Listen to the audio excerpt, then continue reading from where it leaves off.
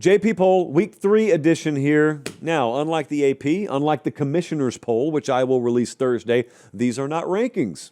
And since I have unveiled the commissioner's poll, I'm not really listening to any slander about the JP poll. See that? These are not rankings.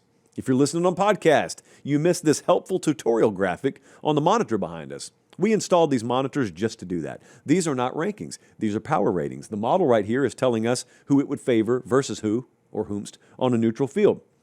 I do need to inform you before we get into this, there's a 10-point gap right now between the number 1 team and the number 16 team. It's pretty compressed at the top. There is then a 10-point gap between number 16 and number 45. So there's about a 20-point gap between number 1 and number 45. I say that to say, again, expect total and outright carnage in college football for the rest of the year, because there's just not a lot of separation. I've never seen it like this. The SEC in particular is just going to be a bloodbath. You need to get ready for it. No one's dead until they're absolutely mathematically dead. And I don't know that anyone's really alive either. So I'm going to pull them in random order like we did last week. Tennessee, since we're going to see them in person Saturday. Turns out Tennessee's the number 14 team in the JP poll. Missouri, though, is number 19. They are up 9 spots since week 1. And I got to be honest, I think JP poll may be a little low on Missouri still. We have answered the quarterback question. I mean, that dude's playing with the moxie of the next 5 guys combined. Bo Perbula getting his shot, playing for the right guy, playing in the right system, not having to do it all himself. We do have a new number 1 team this week. The Ohio State Buckeyes are number 1 in the country. Let's just pause. And you may think to yourself, Ryan Day and that organization, they're competing for Big Ten championships. They want to beat the team up north. They want to win national titles. No, really you want to be number 1 in the JP poll. And anything downstream of that is just a nice bonus. In fact, I wouldn't be shocked if Ryan Day had this kind of incentive baked into his contract. Weeks spent at number 1 in the JP poll. Hey, half of these guys have AP poll incentives baked in, and that makes way less sense than the JP poll. I mean, at least I can explain mine. Who we have next? Notre Dame's number 6. Makes sense. Indiana has cracked the top 20, ladies and gentlemen. Indiana is up 1.5 points in their raw rating. They are number 20 now. Florida State is number 17. Florida State is up 6 points since week 1. So they go into week 1, they beat Bama. They just annihilated a directional school from Texas last week. We have bumped them up 6 points, almost a touchdown. That is a massive bump up, especially when I tell you there's only a 10-point gap between number 1 and number 16. You can see how big a 6-point bump means in your power rating. Texas is down 4 spots. They are number 4. And it's not really a huge drop, but they were number 1 last week. And we all know how much the model loves Texas. The model, I think that's an actual tear rolling down the computer screen as it had to bump Texas down. I'm sorry, little buddy. I'm sorry. Don't worry.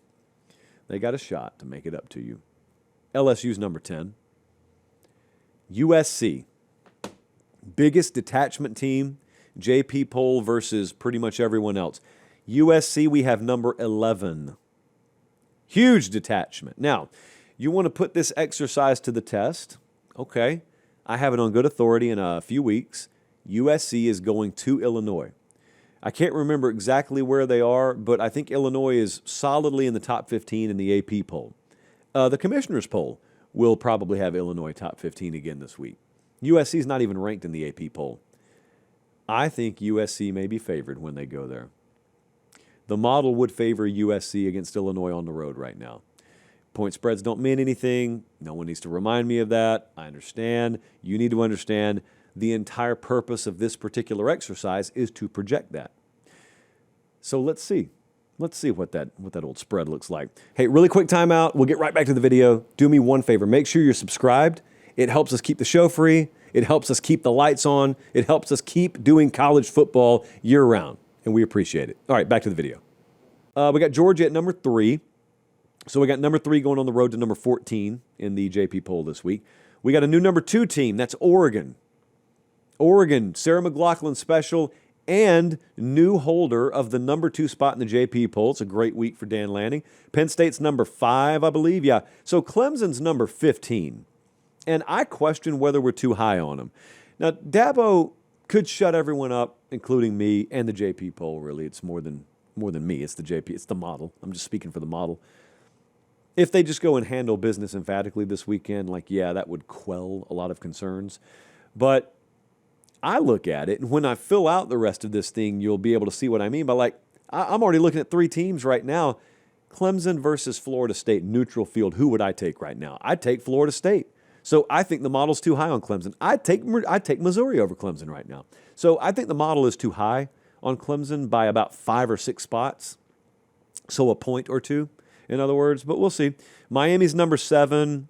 Ole Miss is up 4 spots. They're number 13. Let's see. Bama's at 9. So, I mean, there's nothing that I can do to explain to the people who have a problem with Bama being top 10 that can further hammer home what this is and the difference between this and a ranking.